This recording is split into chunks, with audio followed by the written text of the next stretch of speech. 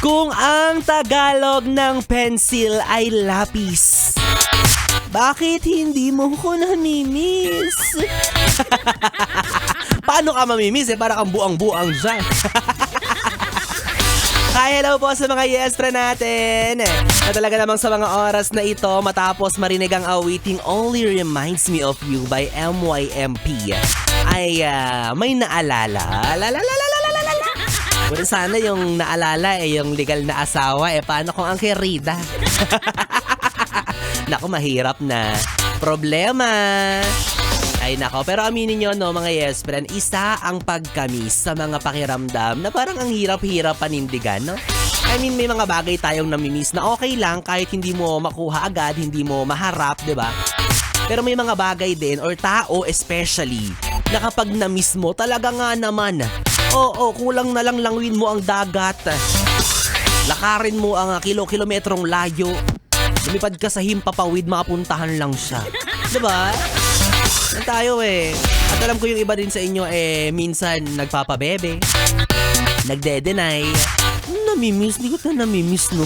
Sino nagsabi sa yung namimiss kita? Wala ka pruweba. Sas. Walang pruweba. Kaya pala yung picture ng jowa niya, basang-basa na, kakahalik-halik mo ha. Laway-laway mo na yan ha.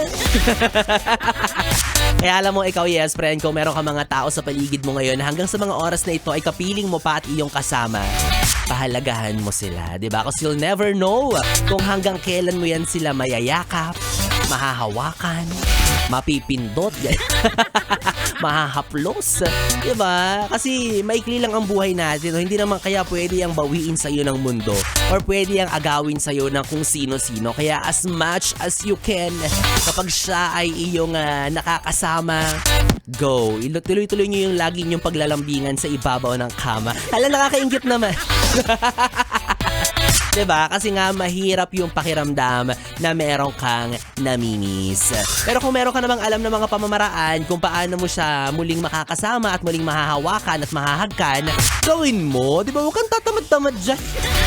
Puro kasabi ng I miss you. Miss na kita. Miss ko ng yung mo. Kasi wala ka namang ginagawang paraan, di ba? Hindi mo naman pinupuntahan. O hindi naman kaya tamad kang makipagkita. Wala rin. Wala rin kayong patutunguhan. Kung talagang namimiss mo yan, agad-agad, pwede mo siyang sunggaban yan. Ay naka, well anyways mga yes friend, ako muna ay magpapamiss sa inyo, pero huwag kayong mag-alala dahil maya-maya ay babalik ulit ako. Dahil kapiling nyo na po ngayong gabi ang bibi nyo sa radyo, ang DJ na mabilis bumayo, ang dila sa mikropono. Ako po si DJ B-Boy, B-Boy Bibo, na pwede nyong makatabi hanggang mamayang alas 12 para sa ating BB Time. Kaya naman dito ka lang sa istasyong no problem, ang 101.1 Yes FM. Solid. Oras natin 9:37.